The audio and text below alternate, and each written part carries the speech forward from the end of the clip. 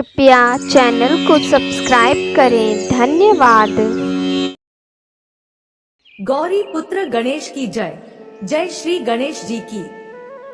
मित्रों, हिंदू धार्मिक मान्यताओं के अनुसार सप्ताह के 7 दिन अलग अलग देवी देवताओं को समर्पित होते हैं और इसी प्रकार से बुधवार का दिन सभी देवी देवताओं में सबसे पहले पूजे जाने वाले भगवान गणेश को समर्पित होता है।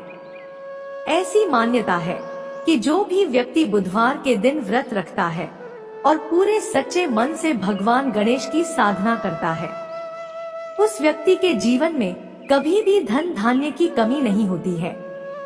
तो चलिए मित्रों, गणेश जी को नमन करते हुए सुनते हैं बुधवार व्रत की बहुत ही सुंदर कथा।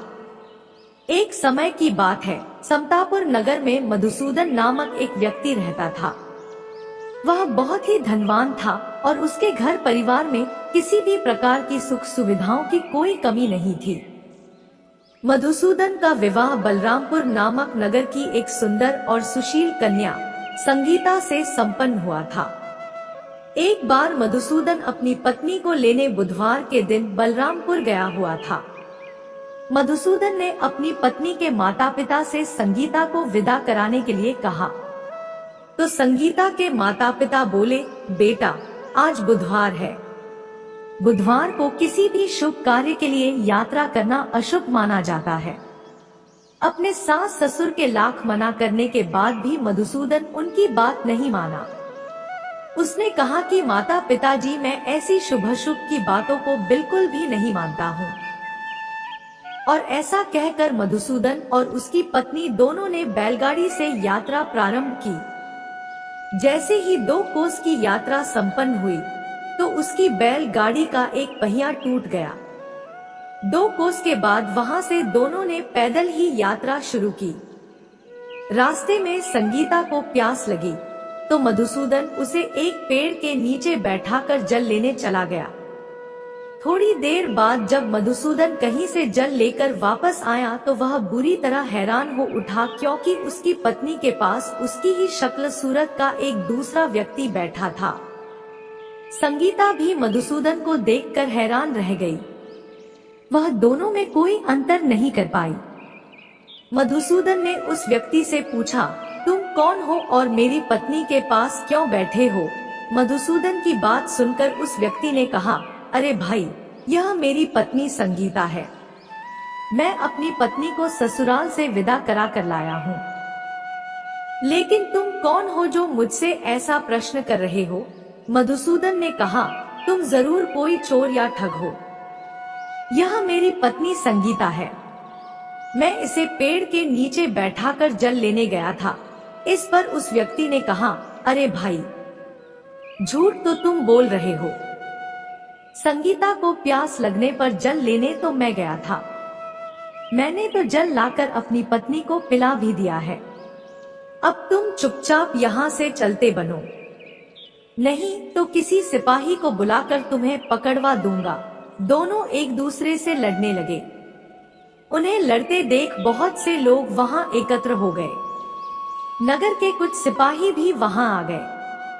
सिपाही उन दोनों को पकड़कर राजा के पास ले गए। सारी कहानी सुनकर राजा भी कोई निर्णय नहीं कर पाया। संगीता भी उन दोनों में से अपने वास्तविक पति को नहीं पहचान पा रही थी। राजा ने दोनों को कारागार में डाल देने के लिए कहा।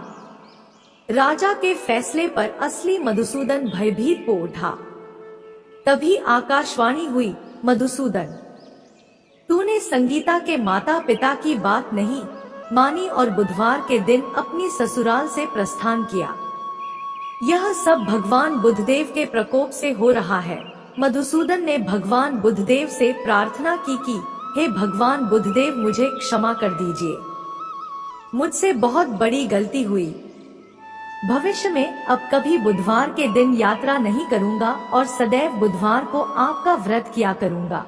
मधुसूदन के प्रार्थना करने से भगवान बुधदेव ने उसे क्षमा कर दिया। तभी दूसरा व्यक्ति राजा के सामने से गायब हो गया। राजा और दूसरे लोग इस चमत्कार को देख हैरान हो गए। भगवान बुद्धदेव की इस अनुकंपा से राजा ने मधुसूदन और उसकी पत्नी को सम्मान पूर्वक विदा किया। कुछ दूर चलने पर रास्ते में उन्हें बैलगाड़ी मिल गई। बैलगाड़ी का टूटा हुआ पहिया भी जुड़ा हुआ था। दोनों उसमें बैठकर समतापुर की ओर चल दिए। मधुसूदन और उसकी पत्नी संगीता दोनों बुधवार को व्रत करते हुए आनंद पूर्वक जीवन यापन करने लगे। इस तरह भगवान बुद्धदेव की कृपा से उनके यहाँ खुशियां बरसने लगी। इस तरह जो कोई भी स्त्री पुरुष विधिवत बुधवार का व्रत करके यह व्रत कथा सुनते हैं, भगवान बुद्धदेव और भगवान श्री गणेश जी उनके सभी कष्ट दूर करते हैं। यह थी बुधवार की व्रत कथा। तो बोलिए मित्रों, जय श्री गणेशाय नमः।